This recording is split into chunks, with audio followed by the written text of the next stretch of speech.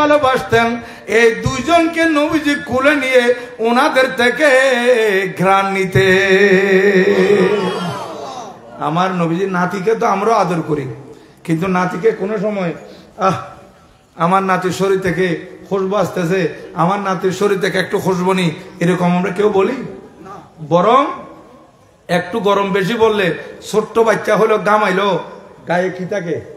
ঘামের গন্ধের ঘ্রাণ থাকে, গন্ধ। এরে আমার নাতিকে একটু গোসল করাই দাও, গায়ে গন্ধ, এরকম বলবে। আর আমার নবীজি কি বলতেন? এ ডাইকা এরকম ঘ্রাণ নিতেন আর বলতেন হুমা রায়হানা তাই আমিনার দুনিয়া, এই দুইটার জন্য আমাদের দুনিয়াতে আমার ফুল, এই দুইটা আমার ফুল। ফুল থেকে, গোলাপ ফুল থেকে মানুষ যেরকম সুঘ্রাণ নেয়, আমার নবী হযরত ইমামে হাসান এবং ইমামে হুসাইন রাদিয়াল্লাহু তাআলা আনহুমা থেকে এইভাবে সুঘ্রাণ নিতেন। আর দুনিয়ার কোন ইমাম, নাতি হোক, ছেলে হোক, পতি হোক, ছোট বাচ্চা কাঁধের উপর উঠলে ইমাম সাহেব সিজদার মধ্যে থেকে যাবে, অথবা ইমাম সাহেব একবার নামাইবে আরেকবার উঠবে, এরকম যদি হয় ইমাম সাহেবের ইমামতি থাকবে? থাকবে না। বলো যে আপনার নাতির আদর করে করিয়েন, নামাজের মধ্যে কি মস্কারি, এরকম বলবে। আর হযরত আবু হুরায়রা রাদিয়াল্লাহু তাআলা আনহু, সাহাবী রাসূল, আমির আসহাবে সুফফা, উনি বর্ণনা করতেছেন, শুনেন হাদিসে পাক। এই হাদিস মুসনাদ আহমদের মধ্যে আছে। এই হাদিস হাইসামি মাজমাউজ জাওয়াইদের মধ্যে বর্ণনা করতেছেন। ইমামে শামসুদ্দিন যাহাবী সিয়ারু আলামিন নুবালার মধ্যে হাদিস বর্ণনা করতেছেন। ইমামে হাকিম মুস্তাদরাকের মধ্যে হাদিস বর্ণনা করতেছেন। বহু কিতাবের মধ্যে হাদিস কানে এসেছে। আনাবি হুরায়রা রাদিয়াল্লাহু তাআলা আনহু قال كنا نصلي مع رسول الله صلى الله تعالى عليه وسلم العشاء। হযরত আবু হুরায়রা রাদিয়াল্লাহু তাআলা আনহু বর্ণনা করতেছেন, আমরা সাহাবীরা নবীজির পিছনে এশারের নামাজ আদায় করতেছিলাম। নবীজি জামাত পড়াচ্ছেন আর আমরা নবীজির পিছনে নামাজ পড়তেছি। আমরা যখন নামাজ পড়তেছিলাম, এর নবীজি আমাদেরকে যখন সিজদার সময় সিজদায় যাওয়ার পর আমরা সিজদায় গেলাম, দেখলাম আল্লাহর প্রিয় মেহবুব সাল্লাল্লাহু তাআলা আলাইহি ওয়াসাল্লাম সিজদার মধ্যে আছেন। আর আমরা সাহাবীরা দেখতেছি যে নবীজি সিজদায় আছেন। দেরি হচ্ছে, কেন দেরি হচ্ছে? একটু আর চোখে আমরা দেখলাম, দেখতে পেলাম ওই নবীজি সিজদায় যাওয়ার পর নবীজির দুই নাতি নবীজির পিঠ মুবারকে চড়ে আছে। রাবি হাদিস বলতেছেন, ওয়াসাবাল হাসান ওয়াল হুসাইন আলা জাহরিহি, আল্লাহর নবীজির পিঠ মুবারকে হাসান আর হুসাইন রাদিয়াল্লাহু তাআলা আনহুমা বসে আছেন। ছোট্ট শিশু, কারণ দুইজনেই ছোট, একজন আরেকজন থেকে মাত্র 6 মাসের বড় ছোট। কত? 6 মাস। 6 মাসে যদি মায়ের গর্ভ থেকে চলে আসে, এই সন্তান বাঁচে না। পৃথিবীর মধ্যে দুইজন সন্তান মায়ের গর্ভে মাত্র 6 মাস থেকে অপরিপূর্ণভাবে এসে দুনিয়াতে বেঁচেছিলেন। একজন হচ্ছেন আল্লাহর নবী হযরত ইয়াহিয়া আলাইহিস সালাম, আরেকজন হচ্ছেন সৈয়দুল শুহাদা ইমামে হুসাইন আলাইহিস সালাম। বড় করে বলুন সুবহানাল্লাহ। এই দুইজন হযরতে ইয়াহিয়া আলাইহিস সালাম, উনি মায়ের গর্ভে 6 মাস ছিলেন, পরিপক্ক হয় নাই, অপরিপক্ক হয়ে দুনিয়াতে চলে আসছেন। আর এই অবস্থায় সন্তান যদি চলে আসে, সন্তান বাঁচে না, পরিপূর্ণ হয় নাই। ইমামে হুসাইন রাদিয়াল্লাহু তাআলা আনহু, উনিও 6 মাস। তাহলে ইমামে হাসান আর ইমামে হুসাইন রাদিয়াল্লাহু তাআলার মাঝে মাত্র 6-7 মাসের ব্যবধান। একেবারে দুইজনেই ছোট। নানাজানের পিঠে উঠে আছেন। এশারের নামাজের জামাতের মধ্যে সিজদায় যাওয়ার পর দুইজন নানাজানের পিঠে উঠে গেছেন। এখন রাবি হাদিস হযরত সৈয়দনা আবু হুরায়রা রাদিয়াল্লাহু তাআলা বলতেছেন, দেখলাম যে আমরা আর চোখে দেখতেছি নবীজি এই দুই হাত মুবারক সিজদায় থেকে দুই দিকে উঠাইয়ে, পিছনের দিকে উঠাইয়ে দুইজন নাতিকে একেবারে আস্তে আস্তে আস্তে আস্তে বড় আদর্শ সহকারে নামিয়ে মাটিতে রাখলেন। সুবহানাল্লাহ। কিসের অবস্থায়? বলেন কি অবস্থায়? নামাজ অবস্থায়, নামাজের হতো। তো দুইজনকে যখন নামিয়ে দিলেন, এখন না পিঠে তো আর কেউ নাই, নবীজি আল্লাহু আকবার করে বসে গেলেন। বসার পর সিজদা কয়টা? আবার দিতে হবে না? নবীজি আবার সিজদায় গেলেন। রাবি হাদিস বলতেছেন ফাইজা আদা আদা, আমার নবীজি যখন আবার সিজদায় গেলেন দুইজন আবার উঠে গেলেন। সুবহানাল্লাহ। ছোট্ট শিশু দ্বিতীয় সিজদায় আবার উঠে গেলেন। নবীজি আবার দুজনকে নামিয়ে আল্লাহু আকবার বলে দাঁড়িয়ে গেলেন।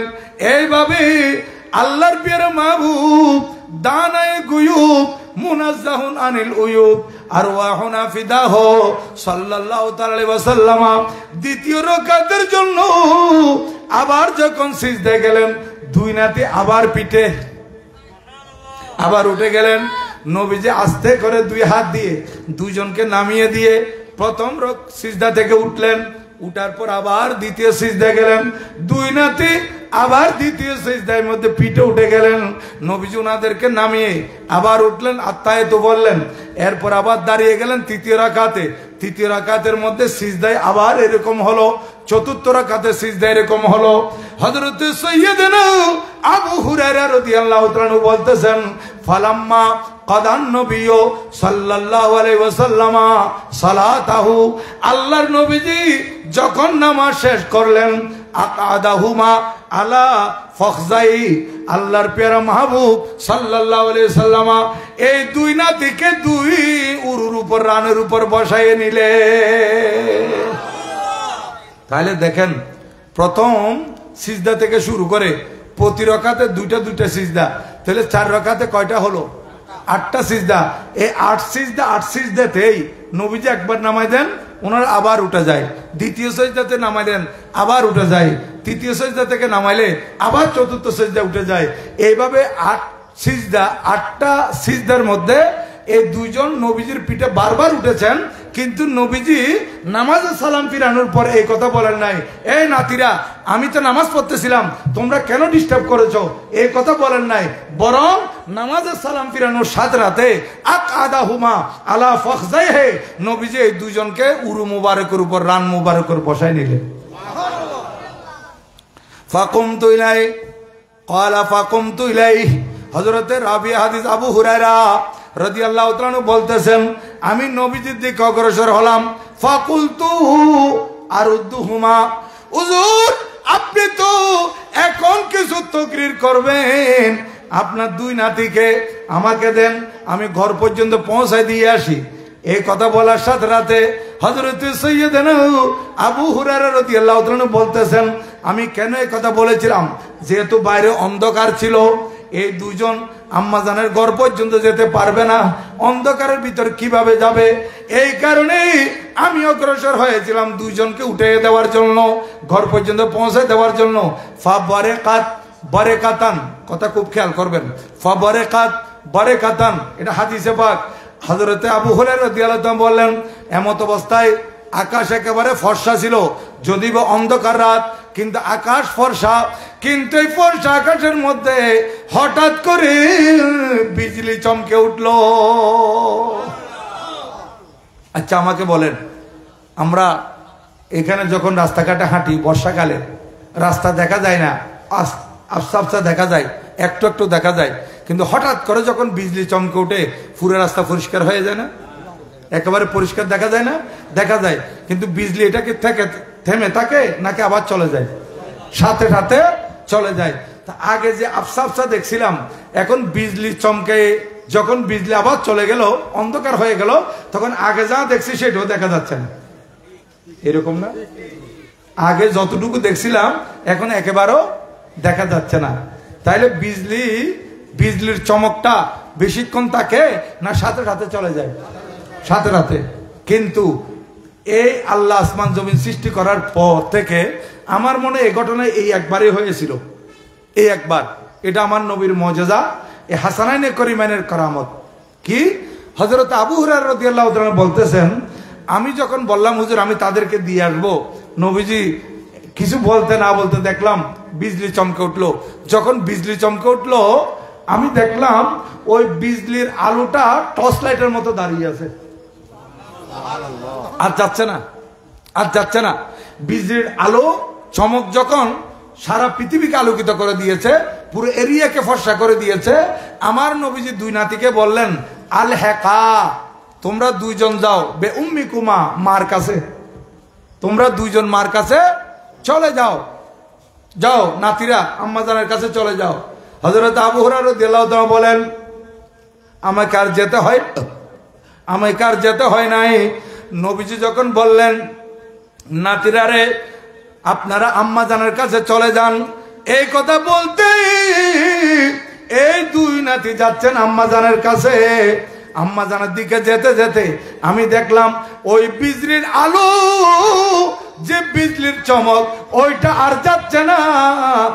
হাত্তা ফামাকাথা জুহা হাত্তা দাখালা, যতক্ষণ পর্যন্ত নবীজির রান মোবারক থেকে উঠে এই দুই নাতি আম্মার ঘর পর্যন্ত ঢুকে নাই, বিজলির আলো স্থির ছিল। বড় করে বলুন সুবহানাল্লাহ। কেমন কথা, কত আশ্চর্য কথা দেখেন, বিজলির আলো কি এরকম স্থির থাকে? কিন্তু আমার নবীজির দুই নাতি যাতে সহজে সুন্দরভাবে আলোতে ফর্সা আকাশে আম্মাজানের কামরায় চলে যেতে পারে, এই কারণে আমার আল্লাহ বলেন এ বিজলির আলো তুই স্থির থাকবি, খবরদার আমার নবীজির নাতিরা ঘরে যাওয়া পর্যন্ত তুই বিজলি লুকাবি না। এদেরকে আমার আল্লাহ কত ভালোবাসেন দেখেন। আরেকটা হাদিসে পাক বলি, হযরত সালমান ফারসি রাদিয়াল্লাহু তাআলা আনহু আমার নবীজির প্রিয় সাহাবী, যিনি অনেক হায়াত পেয়েছিলেন, ফারস্য থেকে এসেছিলেন কলমা পড়ার জন্য। ওনার এক করুণ কাহিনী, ওনার জীবনের অনেক স্ট্রাগল করতে হয়েছে, ওনাকে অনেক কষ্ট করে নবীজি পর্যন্ত আসছেন। কিন্তু নবীজি পর্যন্ত আসছেন যে ঠিক আছে, আমার নবীজি ওনাকে এমনভাবে কবুল করে নিয়েছেন, বলেছেন যে সালমান ও মিন্না, সালমান ও মিন্না, এ সালমান আমাদের থেকে, সালমান মিন্না মিন আহলে, সালমান আমার আহলে বাইতের অন্তর্ভুক্ত। বড় করে বলুন সুবহানাল্লাহ। ওনাকে আমার নবীজি নিজের আহলের অন্তর্ভুক্ত করে নিয়েছেন। এই সালমান ফারসি রাদিয়াল্লাহু তাআলা আনহু উনি বর্ণনা করতেছেন এই হাদিসে পাক।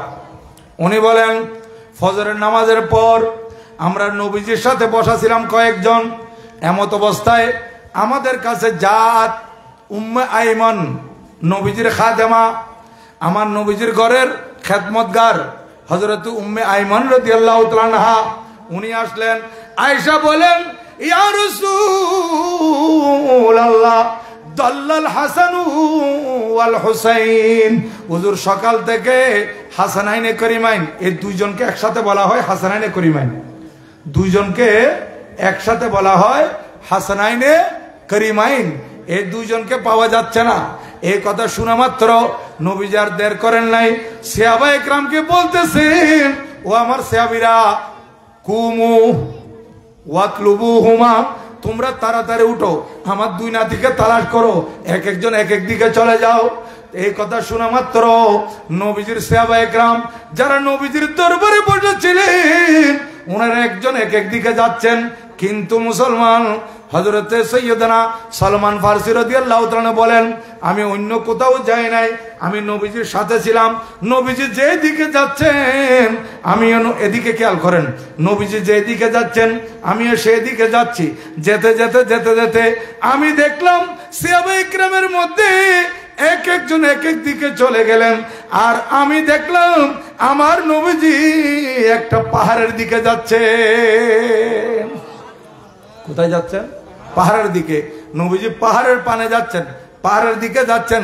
যেতে যেতে পাহাড়ের পাদদেশ যখন আমরা পৌঁছলাম, দেখলাম একটা সাপ কায়েমুন আলা জামবিহি ফাইজান হাইয়াতুন কায়েমুন আলা জামবিহি, ওই সাপটা লেজের উপর দাঁড়িয়ে আছে। কিসের উপর? লেজের উপর একেবারে ফানা করে দাঁড়িয়ে আছে। আর আমরা দেখলাম ইমামে হাসান আর ইমামে হুসাইন রাদিয়াল্লাহু তাআলা আনহুমা দুইজন ছোট্ট শিশু এই পাহাড়ের পাদদেশে বালির মধ্যে পাথরের উপর একজন আরেকজনকে জড়িয়ে ধরে শুয়ে আছে। আর ওই সাপ ওনাদের সামনে একেবারে ফানা তুলে লেজের উপর দাঁড়িয়ে আছে, এবং ইয়াখরুজুন নার মিন ফায়হে, তার মুখ থেকে এত বিষাক্ত সাপ ছিল, এই বিষের সাথে আগুন বের হচ্ছে, আগুন এত বেশি বিষাক্ত, মনে হচ্ছে যে সে ফানা ধরে আছে, তার মুখ থেকে আগুন বের হচ্ছে, এরকম একটা সাপ আমি দেখলাম। নবীজি যখন দুই নাতিকে দেখলেন পাশে একটা সাপ দাঁড়িয়ে আছে, নবীজি ভয় পান নাই, ভয় পাওয়া তো দূরের কথা, নবীজি সাপের দিকে দৌড়ে গেলেন। নবীজি কোন দিকে গেলেন? সাপের দিকে। আমার নবীজি যখন সাপের দিকে আসতেছেন, সাপ এতক্ষণ পর্যন্ত ওইদিকে ফানা তুলে দাঁড়িয়েছিল, এখন নবীজির দিকে তাকালো, তাকানোর পর বলতেছে ফাদাখালা মিনাল আহাজারা, এই সাপটা ওই কোন একটা পাথরের ভিতর ঢুকে গেছে, পাথরের ভিতর ঢুকে গেছে। কি মানে? অর্থাৎ নবীজির দুই নাতি যখন এখানে শুয়ে আছে, এখানে বিষাক্ত আরো কিছু থাকতে পারে, এই জন্য সাপটা পাহারা দিচ্ছিল। দেখেন আমার নবীজি যখন আসছেন, সাপ বুঝতে পারলো যে ইমামুল আম্বিয়া চলে আসছেন, ওদের নানাজান চলে আসছেন, আর আমার দরকার নাই, সাপ গর্তের ভিতর ঢুকে গেছে। আমার নবীজি তাড়াতাড়ি গিয়ে ফাফাররাকা বাইনাহুমা, দুইজনকে পৃথক করে দিলেন। পৃথক করার পর যখন দুলাবালি দেখলেন, ফামাসাহা ওয়াজাহাহু, আমার নবীজি চেহারা মুবারক মুছে দিলেন এবং বললেন বিআবি ওয়া উম্মি আনতুমা, ও আমার নাতিরা, ও আমার দুই নাতি, ও আমার কলিজার টুকরা নাতি, বিআবি ওয়া উম্মি আনতুমা, আমার মা বাপ তোমাদের উপর কুরবান। এটা আরবের একটা আদব। সাহাবায়ে কেরাম বলতেন ফিদাকা আবি ওয়া উম্মি ইয়া রাসূলুল্লাহ, হুজুর কোন একটা প্রশ্ন করার আগে আমার মা বাপ আপনার উপর কুরবান। কি মানে? অর্থাৎ এটা অত্যন্ত আদবের কথা, সীমাহীন আদবের কথা। হুজুর আমার মা বাপ আপনার উপর কুরবান। কি মানে? অর্থাৎ যেখানে আমার মা বাপ কুরবান সেখানে আর আমি কি? হ্যাঁ, বলতেন যে সাহাবায়ে কেরামরা নবীজিকে বলতেন আমাদের মা বাপ আপনার উপর কুরবান, সেই ইমামুল আম্বিয়া দুই নাতিকে বলতেছেন ও নাতিরা আমার মা বাপ তোমাদের উপর কুরবান। হা হা, আজকে বাতিল ফেরকারা বুঝতেছে না হাজারানে করিমের শান। দেখেন আপনারা কত বড় ভাগ্যবান, আজকে সোহাদায়ে কারবালার মাহফিলে আসছেন। যেই নবীর নাতিদেরকে আমার নবীজি বলেছেন আমার মা বাপ তোমাদের উপর কুরবান, মা আকরামাকুমা ইনদাল্লাহ, আল্লাহর কাছে তোমাদের কত সম্মান। আমার নবীজি বলতেছেন আল্লাহর কাছে তোমাদের কি কত সম্মান, আল্লাহ পাকের দরবারে তোমাদের কত ইজ্জত। এই কথা বলে আমার নবী ওয়াদা আহাদুহুমা আলা আতাকিহি, আমার নবীজি আতাকিহিল আইমান, আমার নবী একজনকে ডান কাঁধের উপর উঠাই নিলেন, ওয়াল আখিরু আলা আতাকিহিল আইসার, আরেকজনকে বাম কাঁধের উপর উঠাই নিলেন। এইভাবে এই দুই নাতিকে দুই কাঁধের উপর তুলে আল্লাহর নবীজি আস্তে আস্তে হুজরার দিকে চলে যাচ্ছেন, বাসার দিকে চলে যাচ্ছেন। রাবি হাদিস হযরতে সৈয়দনা সালমান আল ফারসি রাদিয়াল্লাহু তাআলা বলেন, এই দৃশ্য দেখে আমি বললাম ও নবীর না, ও নবীজির নাতিরা রে, আপনাদের সওয়ারি কত সুন্দর। দেখেন একজন নবীজির ডান কাঁধের উপর, আরেকজন নবীজির বাম কাঁধের উপর, তাহলে দুজন সওয়ার হয়েছে নবীজির উপর, ওনারা সওয়ার আর আমার নবীজি সওয়ারি। আমার নবীজি কি সওয়ারি, দুইজন সওয়ার। হযরত সালমান ফারসি রাদিয়াল্লাহু তাআলা বলেন আমি আর সহ্য করতে পারি নাই, আমি খুশিতে বলে দিলাম ও নবীজির নাতিরা আপনাদের সওয়ারি কত সুন্দর। বলতেছে আমি এই কথা বলার দেরি, নবীজি বলতেছেন আয় সালমান ফারসি, তুমি আমার নাতিদের সওয়ারির দিকে দেখেছো, আর সওয়ারির উপরে যারা বসে আছে এরা কত সুন্দর। আমার কাঁধের উপর যে দুইজন বসে আছে এদেরকে দেখতেছো না, শুধু আমাকে দেখছো? এদের সওয়ারি সুন্দর ঠিক আছে, কিন্তু সওয়ারির উপর যারা বসছে এরা তো আরো বেশি সুন্দর। নবীজি কত ভালোবাসতেন দেখেন, এদের ইজ্জত। আমার নবীজি এত মহব্বত করতেন বিদায় সাহাবায়ে কেরাম এদেরকে ভালোবাসতেন। আজকে আমাদের দেশে কতগুলো শিয়া বিভিন্ন দরবারকে গ্রাস করতেছে, এই শিয়াগুলো থেকে বেঁচে থাকতে হবে। কিছু শিয়া আছে, সুবাসী আছে, আমরা শিয়া নয়, শিয়াদেরকে জাহান্নামের কুকুর বলেছেন শাহিন সাহেব বগদাদ রাদিয়াল্লাহু তাআলা। এটা হচ্ছে বরবিসা হুজুরের আস্তানা। কার আস্তানা? বরপিসা হুজুর। এই বরপিসা হুজুর বলেছেন শিয়ারা জাহান্নামের কুকুর। কেন? যেহেতু এরা পুরা কোরআন শরীফও মানে না। শিয়াদের বতাকিদা হচ্ছে কোরআন শরীফ যেটা আমাদের কাছে আছে এটা আসল কোরআন নয়। এই কোরআন এখানের মধ্যে এই আয়াত আছে 6666 বা বেশ কম, কিন্তু এরা বলে যে আয়াত হবে যে 17,000, বাকিগুলো আবু বকর, ওমর, ওসমান এগুলা লুকিয়ে ফেলছে। বড় করে নাউজুবিল্লাহ বলেন না। ইমান আছে নাই? এরা বলতেছে আসল কোরআন যেটা এটা তাদের ইমামুল গাইবে নাকি এটা কোথায় একটা লুকে রাখছে, কিয়ামতের আগে আগে আসবে। 17,000 আয়াত লই কিয়ামতের আগে আইলে লাভ কে বিয়া আইলে নারা ফরিদ কিয়ামতের আগে কিয়ামত সামলাইবু নাই তারা আসল কিতাবই কইব লুয়ে রই দে বলে। আচ্ছা মানুষে কি আসলের লুয়ে না নকলের লুয়ে? নকলের না লুয়ে দে তুই তো যায় না করে দিব লুয়ে তো কিনলে। এই বদ আকিদার শিয়ল কত বড় মারাত্মক। এরা হযরতে আলী রাদিয়াল্লাহু তাআলা আনহুকে সম্মান দিতে গিয়ে এত বেশি উপরে নিয়ে গেছে। এরা বলে যে আবু বকর, ওমর, ওসমান এরা আলীর উপর জুলুম করছে। বড় করে বলেন না নাউজুবিল্লাহ। বলছে আলী 1 নম্বর খলিফা হওয়ার হকদার, কিন্তু এরা আলীকে হক দেয় নাই, হক নষ্ট করছে। এই কথা বলে যদি হযরত আলী রাদিয়াল্লাহু তাআলার উপর ওই 3 খলিফা যদি জুলুম করে থাকে তাহলে তো কোরআনের উপর আপত্তি চলে আসবে। কারণ কোরআন শরীফ জমা করছেন হযরত আবু বকর সিদ্দিক রাদিয়াল্লাহু তাআলা আনহু, পরে দিয়ে হযরত ওসমান রাদিয়াল্লাহু তাআলা এটা ফাইনাল করছেন, এই জন্য ওনাকে জামিউল কোরআন বলা হয়। আজকে আমাদের এখানে যে নুসখা আছে, মাসহাব যেটা আছে, এটা হচ্ছে মাসহাবে ওসমানী। মাসহাবে কি? ওসমানী। এটা হযরত ওসমান রাদিয়াল্লাহু তাআলা আনহুর একত্রিত করা, সংকলন করা কোরআন শরীফ। তো কোরআন শরীফ যেটা আল্লাহ পাক বলতেছেন জালিকাল কিতাব লা রাইবা ফি, তো তাদের কথা মতো তাহলে কোরআনের মধ্যে সন্দেহ আসে যাবে। নাউজুবিল্লাহি মিন যালিক। এই জন্য শিয়া এরা জাহান্নামের কুকুর, খবরদার। এরা বর্তমান সুন্নিদের ভিতর ঢুকেছে, হচ্ছে সুন্নিদের ভিতর ঢুকে সুন্নিদের ভিতর ফরক করে দিচ্ছে। আজকে গদি রকম করতেছে, ইয়মে ঈদে গদি রকম, যেটা ইরানের মধ্যে শিয়ারা করে। এখন আমাদের দেশে টাকা দিয়ে এদের কাছে টাকার অভাব নাই, টাকার কাছে সবাই বেচা যাচ্ছে। আমার নবী ইরশাদ করেন লিকুল্লি উম্মতিন ফিতনা ওয়া ফিতনা উম্মতি আল মাল। প্রত্যেক উম্মতের জন্য ফিতনা ছিল, আমার উম্মতের ফিতনা হবে। আমার উম্মতের ফিতনা হচ্ছে টাকা পয়সা। দেখেন 1,000 বছর আগে ইমামুল আম্বিয়া আলাইহিস সালাম বলে দিয়েছেন আমার উম্মত টাকার মধ্যে পরে ফিতনায় পড়ে যাবে, টাকা আমার উম্মতকে ফিতনায় ফেলে দেবে। এই টাকা টাকা টাকা, ইরানি টাকায় সব পাগল, বিভিন্ন দরবার গ্রাস করে ফেলতেছে। আপনাদেরকে আমাদেরকে আল্লাহ পাকে শিয়াদের থেকে হেফাজত করুক, আমিন। দেখেন সাহাবায়ে কেরাম ওনারা যদি এই মাওলা আলী শের খোদা রাদিয়াল্লাহু তাআলার প্রতি বিদ্বেষ পোষণ করতেন, তাহলে দেখেন ফতহ হলো কি মদায়েন। মদায়েন একটা কাদেসিয়ার রাজধানী ছিল। এই কাদেসিয়ার রাজধানী মদায়েন যখন বিজয় লাভ করলো তখন কি হলো দেখেন। কাদেসি এই ফারুসের রাজধানী, কাদেসিয়ার না ফারুসের রাজধানী।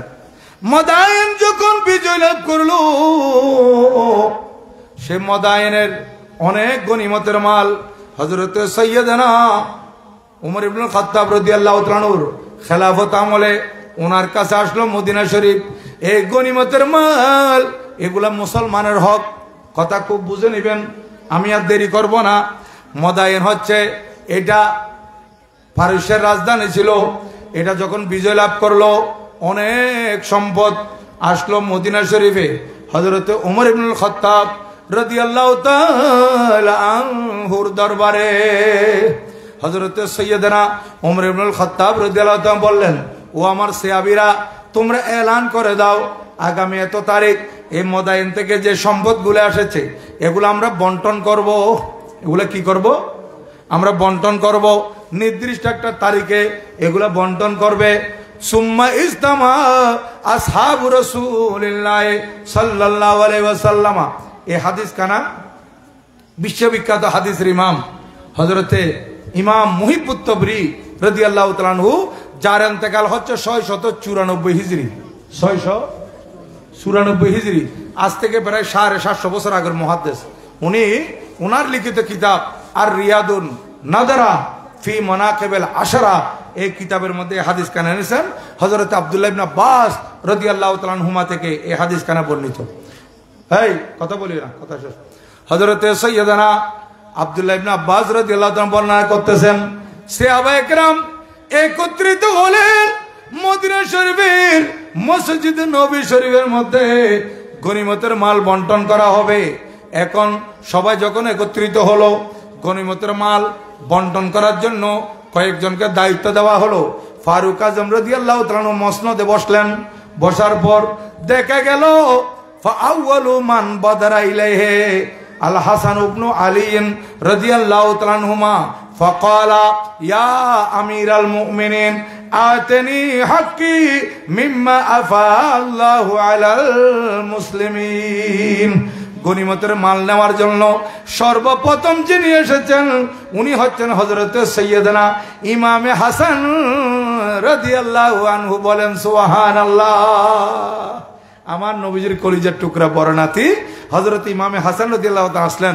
তখন বয়স বেশি বেশি 14 থেকে 15, 14 থেকে 15। তোর 14-15 বছর বয়সের ছেলে, ছোট না। ফারুক আজম রাদিয়াল্লাহু তাআলা উনি খেলাফতের দায়িত্বে। দেখেন আমিরুল মুমিনিন, যার ভয়ে সবাই থরথর করে কাঁপত, ইবলিস শয়তান ফারুক আজম রে রাস্তা দিয়ে যেতেন, ওই রাস্তা দিয়ে শয়তান হাঁটতো না, শয়তান রাস্তা পরিবর্তন করে দিত। এই রকম রূপ ছিল, এরকম প্রভাব ছিল হযরত সাইয়্যিদনা ওমর ইবনুল খাত্তাব রাদিয়াল্লাহু তাআলা আনহু। ওনার সামনে নবীজির ছোট্ট নাতি হযরত ইমামে হাসান 14-15 বছর বয়সের আসলেন। আয়েশা বলতেছেন, ও মুসলমানদের আমির, ইয়া আমিরাল মুমিনিন, মুমিনদের আমির, আমার হক আমাকে দিয়ে দিন যা আল্লাহ পাক ঈমানদারদের জন্য বরাদ্দ করেছেন। ঈমানদারদের জন্য, মুসলমানদের জন্য যা বরাদ্দ করেছেন সেখান থেকে গনিমতের মাল আমার হক আমাকে দিয়ে দিন। ফাকালা, দেখেন রাবি হাদিস বলতেছেন হযরত ওমর রাদিয়াল্লাহু তাআলা আনহু ইমামে হাসান রাদিয়াল্লাহু তাআলা দেখা মাত্র বলতেছেন ফাকালা লাহু আর রহবু ওয়াল কারামা। নবীজির নাতিকে দেখে বললেন মারহাবা মারহাবা। দেখেন এত বড় একজন আমিরুল মুমিনিন নবীজির ছোট্ট নাতিকে কি বলতেছেন? বলেন না কি বলতেছেন? তো কারো প্রতি যদি এরকম বিদ্বেষ থাকে এরকম শব্দ বলবে? বলবে না। যদি ইমামে হাসান, ইমামে হুসাইন, মাওলা আলী শের খুদা রাদিয়াল্লাহু আনহুমকে হযরত ওমর রাদিয়াল্লাহু তাআলা আনহু একটু দেখতে না পারতেন, তাহলে বলতেন তো ওনাকে কিছু দিয়ে দাও, দিয়ে দিয়ে বিদায় করে দিতেন, এই কথা বলতেন। দেখেন আমাদের আহলুস সুন্নাত ওয়াল জামাতের আকীদা আর শিয়াদের আকীদা কত পার্থক্য। দেখেন এখানে হযরত আমিরুল মুমিনিন ওমর ইবনুল খাত্তাব বললেন মারহাবা মারহাবা, ও নবীজির নাতি আপনি আমার কাছে এসেছেন, আপনাকে স্বাগতম। ফাআমারা লাহু বিআলফি দিরহামিন, এগুলো খেয়াল রাখবেন, আমি আবার পরে জিজ্ঞাসা করব। ফাআমারা লাহু বিআলফি দিরহামিন, উনাকে 1000 দিরহাম দেওয়ার জন্য নির্দেশ দিলেন। সুবহানাল্লাহ। যারা বন্টন করতেছে, যাদের হাতে বন্টনের দায়িত্ব, তাদেরকে বললেন এই নবীজির কলিজার টুকরা নাতি ইমামে হাসান রাদিয়াল্লাহু তাআলা আনহুকে কত দাও? বলেন কত? 1000 দিরহাম। এই যুগের 1000 দিরহাম না 1000 বছর আগের 1000 দিরহাম? কত দাম চিন্তা করে দেখেন। 1000 দিরহাম দিয়ে আর মনে পুরো বাসকালি এর কিনে ফেলে দেখতে এত টিয়া গুণ দিয়ে নেই। 1000 দিরহাম দিয়ে দাও, দিয়ে দিল। সুম্মান সারাফা, রাবি হাদিস বলতেছেন উনি 1000 দিরহাম নিয়ে চলে গেলেন। ফাবাদারা ইলাইহিল হুসাইন ইবনে আলী রাদিয়াল্লাহু আনহুমা ফাকালা ইয়া আমিরাল মুমিনিন আতনি হাক্কি মিম্মা আফা আল্লাহু আলাল মুসলিমিন। ইমামে হুসাইন কারবালার দুলহা সুলতানে কারবালা আসলেন, বললেন হুজুর ও আমিরুল মুমিনিন আমার হক আমাকে দেন যা মুসলমানের জন্য আল্লাহ বরাদ্দ করেছে, দেন আমাকে। তারপর ফারুক আজম রাদিয়াল্লাহু তাআলা কি বললেন? ফাকালা লাহু আর রহবু ওয়াল কারামা, বলেন মারহাবা মারহাবা, ও নবীজির নাতি আপনি আসছেন, আপনাকেও মারহাবা। ফাআমারা লাহু বিআলফি দিরহাম, তারপর বন্টনকারীকে নির্দেশ দিলেন ইমামে হুসাইন রাদিয়াল্লাহু তাআলা আনহুকে 1000 দিরহাম দাও। এবার খুব কথা বুঝে নেবেন, ওনারা দুইজনে কত নিয়ে গেলেন? 2000 দিরহাম। কথা খেয়াল করতেছেন? দুইজনে 2000 দিরহাম নিয়ে চলে গেলেন। তৃতীয় নম্বরে ফাবাদারা ইলাইহি ইবনুহু আব্দুল্লাহ ইবনে উমারা, হযরত সাইয়্যিদানা আব্দুল্লাহ ইবনে ওমর রাদিয়াল্লাহু আনহুমা, অর্থাৎ যিনি আমিরুল মুমিনিন হযরত ওমর রাদিয়াল্লাহু তাআলা আনহু, উনারই কলিজার টুকরা সন্তান হযরত আব্দুল্লাহ রাদিয়াল্লাহু তাআলা আনহু আসলেন, বললেন ইয়া আমিরুল মুমিনিন আতিনি হাক্কি মিম্মা আফা আল্লাহু আলাল মুসলিমিন, হুজুর আমার হক আমাকে দিয়ে দিন যা মুসলমানের জন্য আল্লাহ বরাদ্দ করেছেন। ফাকালা লাহু আর-রুহবু ওয়াল কারামা, হযরত সাইয়্যিদানা আব্দুল্লাহ ইবনে ওমর রাদিয়াল্লাহু তাআলা আনহুমাকে হযরতে ওমর রাদিয়াল্লাহু তাআলা বলতেছেন নিজের ছেলেকে, যদিও বা নিজের ছেলে কিন্তু উনি তো সাহাবী রাসূল, সুবহানাল্লাহ, ছেলে হযরত ওমর রাদিয়াল্লাহু তাআলা আনহুর, কিন্তু ছেলে হলে কি হবে, উনি নবীজির কি সাহাবী, নবীজির কি সাহাবী। ফাআমারা লাহু বিখামসি মিয়াতি দিরহাম, এখানে কথা বুঝাইতে চাইছিলাম। ফাআমারা লাহু বিখামসি মিয়াতি দিরহাম, হযরত সাইয়্যিদনা আব্দুল্লাহ ইবনে ওমর রাদিয়াল্লাহু তাআলা আনহুকে দেওয়ার জন্য বন্টনকারীকে নির্দেশ দিলেন, ও বন্টনকারী আমার ছেলে আব্দুল্লাহকে 500 দিরহাম দাও। কথা বুঝে আসছে? ইমামে হাসান কত, ইমামে হুসাইন রাদিয়াল্লাহু আনহুমা কত, 1000, আর নিজের ছেলেকে দিলেন কত? ইয়া আর দেশের নেতা হইলে কইল কইতো দে নিজুর করে বেশি দিত, মানে নিজুর করে 5000 দিয়ে, এখন 5000 দিয়ে দিব তো জোয়ান হযরত আব্দুল্লাহ রাদিয়াল্লাহু তাআলা আনহু ইবে তে কেন লাগি না, এবার কি হইছন? ফাকালা ইয়া আমিরাল, এই বাসা বসো, এই ফাকালা ইয়া আমিরাল মুমিনিন আনা রাজুলুন মুশাইয়াদুন আদরিবু বিসাইফ বাইনা ইয়াদাই রাসূলিল্লাহ সাল্লাল্লাহু আলাইহি ওয়াসাল্লাম ওয়াল হাসানু ওয়াল হুসাইনু তিফলানে ইয়াদরুজানে ফি সাকাকিল মাদিনা। ও আব্বা, ও আমিরুল মুমিনিন, আপনি দেখেন আমি যখন আল্লাহর নবীজির সাথে যুদ্ধের ময়দানে কাফেরদের সাথে যুদ্ধ করতেছিলাম, বিভিন্ন যুদ্ধের ময়দানে আমি তলোয়ার দিয়ে যুদ্ধ করতেছিলাম নবীজির উপস্থিতিতে যুদ্ধের ময়দানে, সেই সময় এই হাসান আর হোসাইন এই দুইজন তো ছোট্ট ছোট্ট শিশু মদিনা শরীফের গলিতে গলিতে খেলাধুলা করতেছিল। আব্বারে, ও আব্বা, এই দুইজন যখন মদিনা শরীফের গলিতে বালু নিয়ে খেলাধুলা করতেছে, তখন আমি যুদ্ধের ময়দানে কি করতেছিলাম? তলোয়ার নিয়ে যুদ্ধ করতেছিলাম নবীজির উপস্থিতিতে। তুতিহিম আলফান আলফান ওয়া তুতিনি খামসুমিয়া, আপনি উনাদেরকে 1000 দিলেন আর আমাকে 500 দিলেন। কথা বুঝেছেন? ফাকালা নাআম, হযরতে ফারুক আযম রাদিয়াল্লাহু তাআলা কি বললেন দেখেন, নাম, হ্যাঁ, আর নহই না, খুব ভালো করে দিই, ঠিক আছে দিই, এরকম একটা কথা বললেন। ফাকালা নাআম, বলেন হ্যাঁ হ্যাঁ হ্যাঁ পুত্র, আমি তোমাকে 500 দিরহাম দিয়েছি। ইযহাব ফাতিনি বিআবিল কাবিহিমা ওয়া উম্মিন কাউম্মিহিমা ওয়া জাদ্দিন কাজাদ্দিহিমা ওয়া জাদ্দাতিন কাজাদ্দাতিহিমা ওয়া আম্মিন কাআম্মিহিমা ওয়া খালিন কাখালিহিমা ওয়া খালাতিন কাখালাতিহিমা ফাইন্নাকা লা তাতিনি বিহি। ও ছেলে, তুমি যদি উনাদের মতো 1000 নিতে চাও তাহলে তুমি এখন যাও আমার কাছ থেকে, আমার নিকট থেকে এখন তুমি চলে যাও আমার কাছে, ওই 2 হাসান হোসেনের মতো বাবা নিয়ে আসো। তোমাদের বাবা হযরত, তোমার বাবা হযরত আলী নয়, উনাদের বাবা হযরত আলী।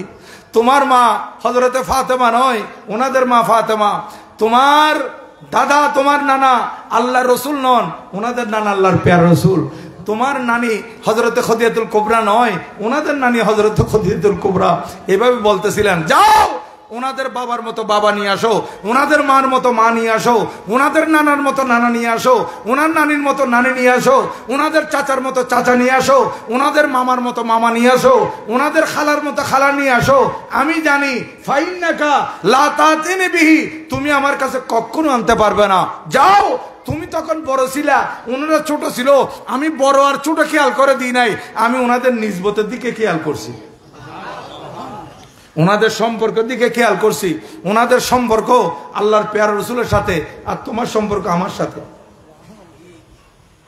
ওয়া আম্মা আবুহুমা আলিয়ুন মুরতাদা ওয়া আম্মা উম্মুহুমা ফাতিমাতুজ জাহরা ওয়া জাদ্দুহুমা মুহাম্মাদুল মুস্তাফা সাল্লাল্লাহু আলাইহি ওয়াসাল্লাম ওয়া জাদ্দাতুহুমা খাদিজাতুল কুবরা ওয়া আম্মুহুমা জাফর ইবনে আবি তালেব ওয়া খালুহুমা ইব্রাহিম ইবনে রাসূলিল্লাহ সাল্লাল্লাহু আলাইহি ওয়াসাল্লাম ওয়া খালাতাহিমা উম্মে কুলসুম ওয়া রুকাইয়া ইবনাতা রাসূলিল্লাহ সাল্লাল্লাহু আলাইহি ওয়াসাল্লাম। তারপর বলতেছেন ওনাদের বাবা হযরত আলী, ওনাদের মা ফাতেমা, ওনাদের নানা আল্লাহর প্যারা রসুল, ওনাদের নানি হযরতে খাদিজাতুল কুবরা, ওনাদের চাচা জাফর বিন আবি তালেব, ওই জাফর তৈয়ার যার কথা বলছিলাম যুদ্ধের ময়দানে শহীদ হয়েছে, উনি ওনাদের চাচা। আর ওনাদের মামা হযরত ইব্রাহিম রাদিয়াল্লাহু তাআলা যিনি আল্লাহর প্যারা রাসূলের সন্তান। আর ওনাদের খালারা হচ্ছেন হযরত উম্মে কুলসুম রুকাইয়া, যিনি আল্লাহর নবীজির কলিজার টুকরা বেটি। তোমার কাছে তো ওই ধরনের নেয়ামত নাই, যার কারণে আমি তোমাকে 500 দিয়েছি আর ওনাদেরকে 100 1000 দিয়েছি। এই কথা বলাতে উনি চুপ হয়ে গেছেন।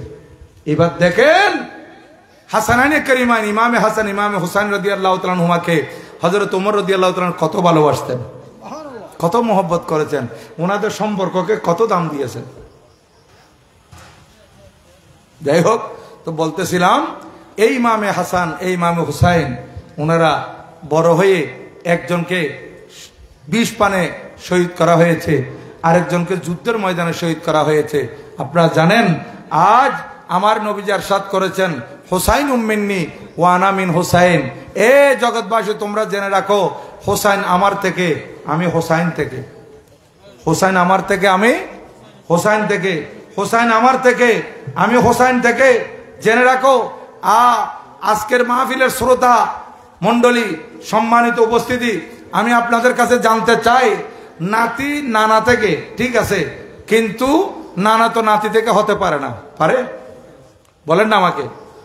আর দেশের মধ্যে ফসা একখানা বিড়িলে ঘরের ফান লাইলে খদ ফুত তুই আর তো নইস না আয় তুত্তুন হই হয় না, তুই আর তুন না আয় তুত্তুন, কি মানে ও ফুত তুই তো আর তো নইস দে, আয় তোর বয়সও বহুত বড়, তুই আর তো নইস দো ফুত, তুই আর তুন বেশি ন বুঝিবি এলে নই। এখন আমাকে বলেন নাতি নানা থেকে না নানা নাতি থেকে? নাতি নানা থেকে কেমনে? যেহেতু নানার মেয়ে থেকে ওই নাতি হয়েছে, তাহলে নানা থেকে তার মা হয়েছে, ওই মা থেকে সে হয়েছে, তাহলে একদিক দিয়ে বুঝতে গেলে নাতি থেকে নানা থেকে হয়েছে অথবা দাদা থেকে হয়েছে, এটাই নিয়ম। কিন্তু নাতি থেকে নানা হয়েছে এরকম কোনো নজির আছে? নাই। কিন্তু আমার নবীজি কি ইরশাদ করেছেন দেখেন, হুসাইন মিন্নি ওয়া আনা মিন হুসাইন। হুসাইন আমার থেকে, আবার আমিও হুসাইন থেকে। কি মানে বলেন? দুনিয়ার মানুষ নাতি হয় নানা থেকে, নাতি নানা থেকে হয়, কিন্তু নানা তো নাতি থেকে হয় না। আমার নবীজি ইরশাদ করেন এই হুসাইন আমার থেকে হয়েছে, আর আমি নবী হুসাইন থেকে। কি মানে? অর্থাৎ আমার নবীজি দুনিয়াবাসীকে এই কথা শিক্ষা দিচ্ছেন, নানা থেকে নাতি আসবে, নানি থেকে নানা নয়, নাতি থেকে নানা নয়, কিন্তু আমি নাতি থেকে নানা, আবার নাতিও আমার থেকে। এটার কারণ কি বলতেছেন, আমি নবীজি যে ইসলাম প্রচার করেছি, এই ইসলাম প্রচার করতে গিয়ে তাইফের ময়দানে আমি রক্তাক্ত হয়েছি, উহুদের ময়দানে আমার দন্দান শহীদ হয়েছে, আমার শত শত সাহাবা একরাম ইসলামের জন্য জীবন দিয়েছে।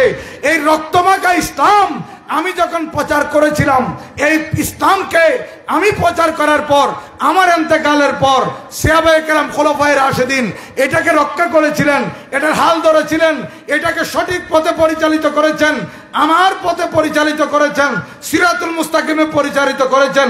কিন্তু উনাদের পরে এমন একটা সময় আসবে যেই সময় ইসলামের উপর এজিদের আক্রমণ, ইসলামের উপর এজিদের অত্যাচার, ইসলামের উপর এজিদের কালো থাবা যখন পড়বে, সেই সময় আমার নাতি এইটা দেখে থাকবে না এজিদ ইসলামের উপর আক্রমণ করতেছে, কি হয়েছে, আমি কি করব, এই বলে বসে থাকবে না। ইসলামকে রক্ষা করার জন্য আমার নাতি যুদ্ধের ময়দানে চলে যাবে। যেদিন আমি ইসলাম প্রচার করেছিলাম সেই সময় থেকে হুসাইন আমার থেকে ইসলাম প্রচার, আমার নাতি হুসাইন যেদিন দুনিয়াতে আসছে সেই দিন হুসাইন আমার থেকে, হুসাইনের বয়স 1 বছর, হুসাইন আমার থেকে, হুসাইনের বয়স 5 বছর, হুসাইন আমার থেকে, হুসাইনের বয়স 10 বছর, হুসাইন আমার থেকে, হুসাইনের বয়স 15 বছর, হুসাইন আমার থেকে, হুসাইনের বয়স 20 বছর, হুসাইন আমার থেকে, হুসাইনের বয়স 30 বছর, হুসাইন আমার থেকে, হুসাইনের বয়স 40 বছর, হুসাইন আমার থেকে, হুসাইনের বয়স 50 বছর, হুসাইন আমার থেকে। যখন হুসাইনের বয়স 56 বছর কারবালার ময়দানে, যুদ্ধের ময়দানে নিজের নাতিকে, নিজের ছেলেকে, নিজের বাচ্চাকে, নিজের পরিবারকে, নিজের আত্মীয় স্বজনকে, নিজের সঙ্গী সাথীদেরকে কুরবান করার পর পরিশেষে যুদ্ধের ময়দানে নিজের যেই সময় শাহাদাত বরণ করে ইসলামকে টিকিয়ে রেখেছে, সেই দিন থেকে কিয়ামত পর্যন্ত আমি নানা হুসাইন থেকে, বড় করে বলুন সুবহানাল্লাহ।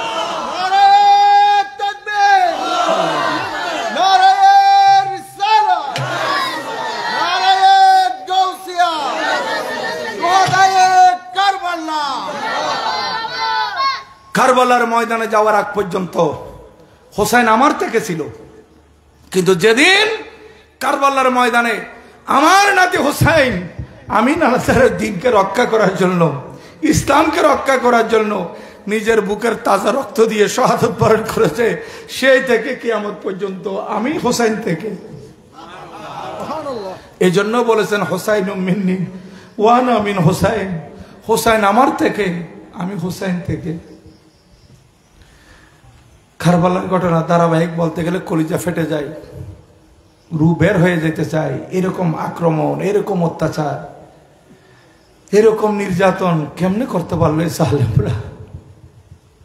মানুষ সাধারণত ফিতরিভাবে 4টি জিনিসের প্রতি মানুষের ভালোবাসা থাকে। 1 নম্বর হচ্ছে, 1 নম্বর মানুষের দেশের প্রতি ভালোবাসা, দেশপ্রেম ইমানের অঙ্গ, মানুষ দেশকে ভালোবাসে। 2 নম্বর মানুষ সম্পদকে ভালোবাসে। 3 নম্বর মানুষ নিজের আওলাদকে ভালোবাসে। 4 নম্বর মানুষ নিজের জানকে ভালোবাসে। দেখেন, একটার উপর একটার প্রাধান্য আছে। মানুষ নিজের দেশকে ভালোবাসে, কিন্তু দেশের ভালোবাসা থেকে টাকা পয়সার ভালোবাসা বেশি না, দেশের ভালোবাসা থেকে টাকা পয়সার ভালোবাসা বেশি। এই কারণে দেশের মধ্যে ইনকাম করতে না পারলে দেশ ছেড়ে কোথায় চলে যায় বলে না, বাইরে যায় না। তাহলে কি বুঝা গেল? দেশে তো থাকতে পারতো, বলছে দেশের মধ্যে ইনকাম হচ্ছে না, এই জন্য আমি আমেরিকা চলে যাব, লন্ডন চলে যাব, জাপান চলে যাব, সৌদিয়া চলে যাব, এমারাতে চলে যাব, কুয়েত কাতারে চলে যাব। তাহলে দেশ প্রেম থেকে টাকার প্রেম বেশি।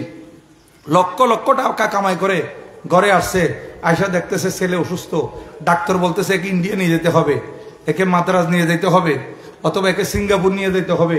হ্যাঁ, এইরকম যখন বলছে থাইল্যান্ড নিয়ে যেতে হবে, এখন ছেলের বাবা বলতেছে আমি প্রয়োজনে বিদেশ থেকে যা কামাই করে আসছি এগুলো নয়, জায়গা জমিন বিক্রি করতে হলো, বিক্রি করবো, তারপর আমার ছেলেকে বাঁচাইতে হবে।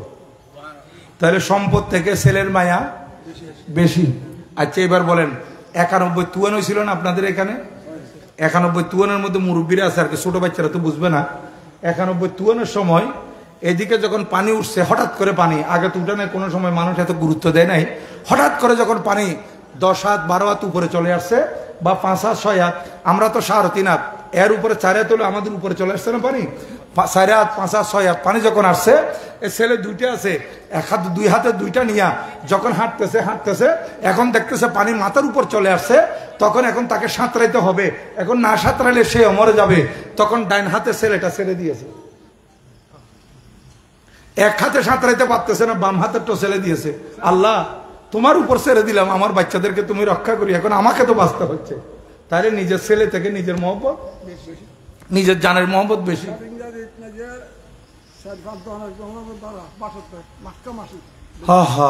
দেখেন তাহলে একজনের উপর একটার প্রাধান্য, একটার উপর একটার প্রাধান্য।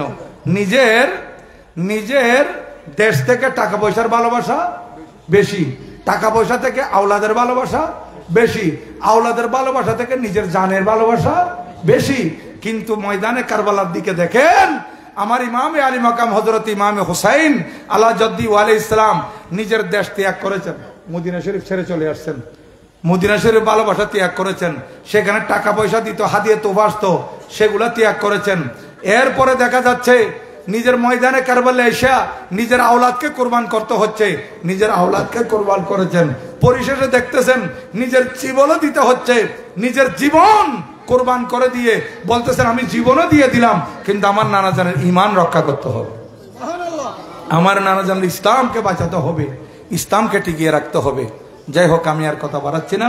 কারবালার ময়দানের উপর যদি ধারাবাহিক ইনশাল্লাহ আল্লাহ পাক বয়ান করেন, ইনশাল্লাহ ভবিষ্যতে বয়ান হবে। এই মাহফিল যাতে প্রত্যেক বছর থাকে, এই কারবালার বয়ান, এটার মধ্যে বড় ফজিলত। কারবালার বয়ান, এই আওলাদ রসুলের মহব্বত, এই আল্লাহর জগতে যত আউলিয়া কেরাম আছে ওনাদের জীবনে দেখলে দেখা যায় ওনারা দুইটা মাহফিল কম্পালসারি করতেন, একটা মিলাদুন নবীর মাহফিল আর একটা সোহাদায়ে কারবালার মাহফিল। এই মাহফিল ওনারা সবসময় করতেন। বাবা বসো বসো।